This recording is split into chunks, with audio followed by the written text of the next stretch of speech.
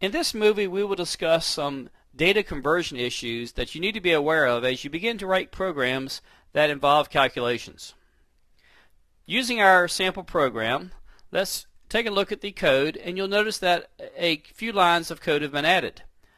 I've added a new variable called answer, which I have used as with a dim statement and have made this to be a type integer. The two statements that will parse the contents of the text boxes as an integer and store into the variables num1 and num2 respectively, that remains. But I've changed how the calculate statement is handled, and that I have now placed the result of that calculation into the variable called answer. Answer is the new variable I just created. And then finally, the answer is then being stored in our answer label. This allows us more flexibility when we want to create and display the results in a different format. Let's first run the program as is, and if I enter data such as 6 and 4, and it calculates the correct answer of 24. Returning to the code, notice that everything in this program is treated as integers. But what if our user were to enter data such as 7.2 and 6.1 and then click calculate?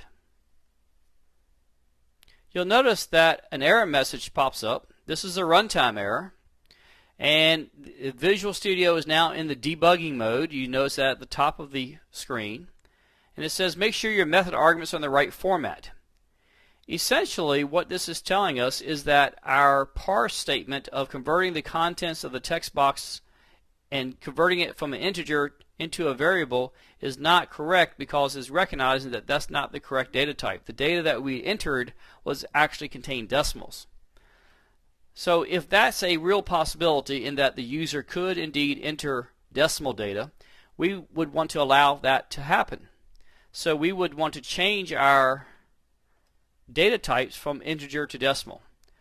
Now, notice that when you are making changes to your code, you must get out of the debugging mode and get back into the design mode.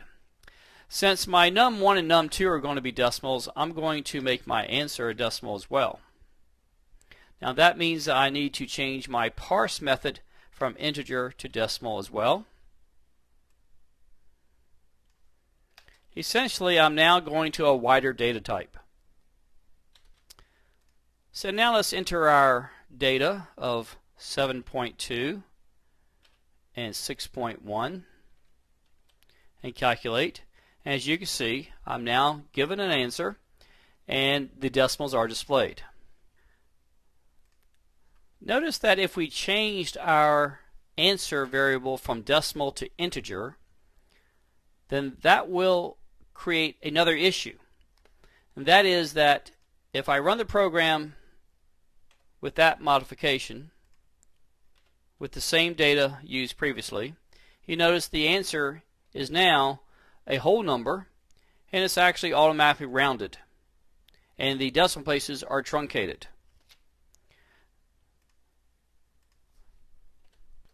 You should be real careful when you are converting data from decimal to integer, unless you truly do want to lose the decimal points. As you can see, Visual Basic will allow that to happen. One way to avoid this is to use the option strict method. If I were to type in option strict on at the top of the code above the public class statement, you notice immediately I get error messages that tell me option strict on disallows implicit conversions from decimal to integer. That's really what we're doing here when we say num1 times num2, is that we are implicitly converting from decimal to integers. So option strict on is going to prevent us from doing that, and likewise is identifying that the answer is also going to be a piece of data that's been converted from integer to string. Integer to string because the contents of a text box is always treated as string data. So these are some of the issues you will start to come up with when you start creating calculations.